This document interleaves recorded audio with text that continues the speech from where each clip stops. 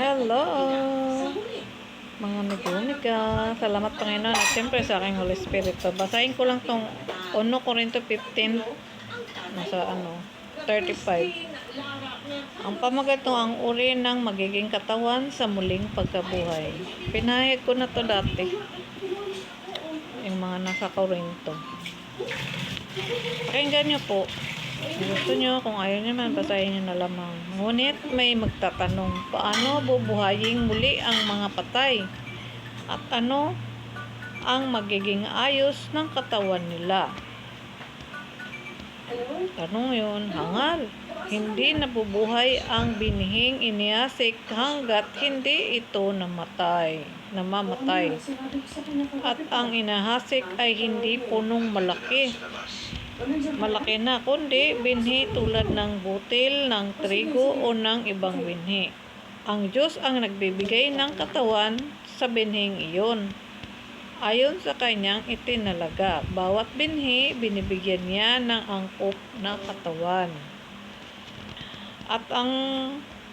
At hindi pare-pareho ang laman ng mga binhi nilikhang may buhay. Iba ang laman ng tao, iba ang laman ng hayop, iba ang sa mga ibon at iba ang sa mga isda. May mga katawang panlangit at may hiroon namang panlupa. Iba ang kariktang panlupa at iba ang kariktang panglangit. Iba ang liwanag ng araw, iba naman ang liwanag ng buwan. At ang iba rin ang liwanag ng mga bituin. Diba? Iba-iba.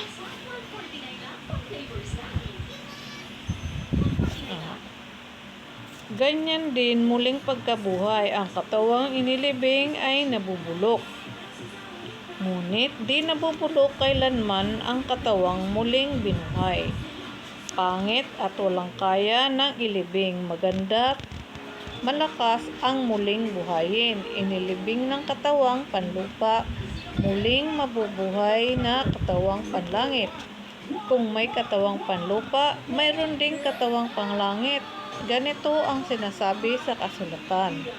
Ang unang taong si Adan ay nilikhang binigyan ng buhay. Ang huling Adan ay espiritong nagbibigay buhay. Ngunit hindi nauna ang panlangit. Ang panlupa muna bago ang panlangit.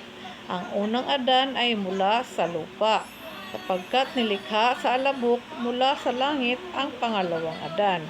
Ang mga katawang panlupa ay tulad ng nagmula sa lupa. Ang mga katawang panglangit ay tulad ng nagmula sa langit.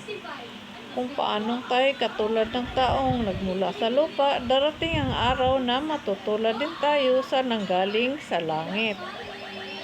Ito ang ibig kong sabihin mga kapatid, ang binubuo ng laman at dugo ay di nagkakaroon ng bahagi sa kaharian ng Diyos.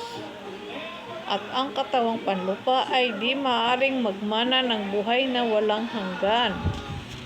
Pakinggan ninyo ang hiwagang ito.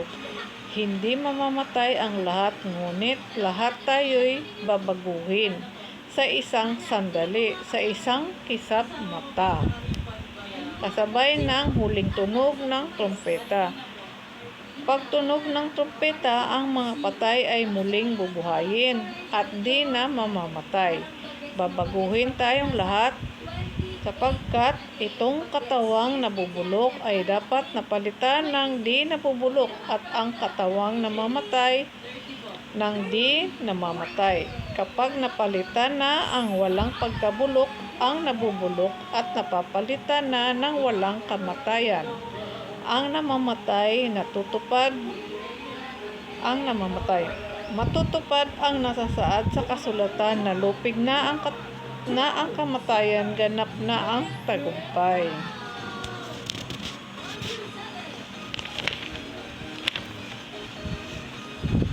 Naglak yung Holy Spirit ko dito sa huli.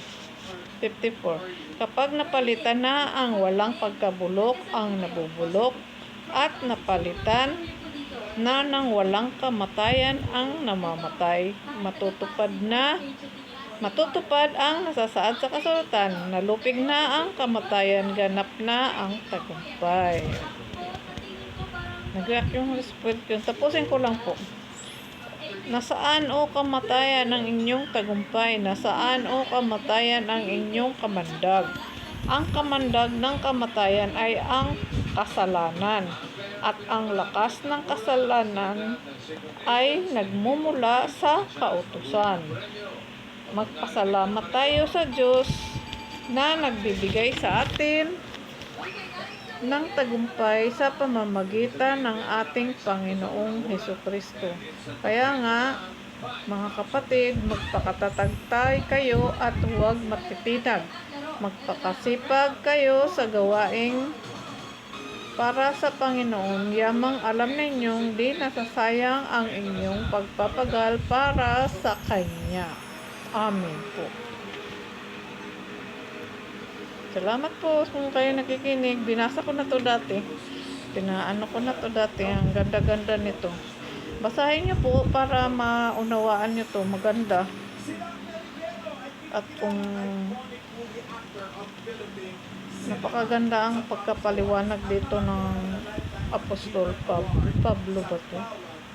Nandito sa 1 Corinto 15. Binasa 15:35. Tungkol to sa mga binhi at saka nung namatay na tayo at pinapaliwanag dito. Basahin niyo po ito para maunawaan ninyo. Binigay ito sa akin ngayon muli. Pangatlo na yata to. Dati nakaraang taon binigay ito sa akin. Salamat po kung kayo nakikinig at dito ako ngayon dinala. Alam niyo yung daming minano sa akin yung Holy Spirit ko. Kaya dito ako dinala ng Panginoon. Binasa ko na ito talaga dati. Nandito lahat yung mga katuruan na nasa Corinto. Halos dito sa Corinto marami ang tinuro dito sa akin ng Panginoon. Salamat Panginoon at syempre sa aking Holy Spirit, sa inyo muli lahat. Salamat. God bless everyone at naway pagpalain tayo lagi ng Panginoon sa atin nawa siya at hari nawa. Magkaroon tayo ng kapayapaan sa buong mundo. Amen po.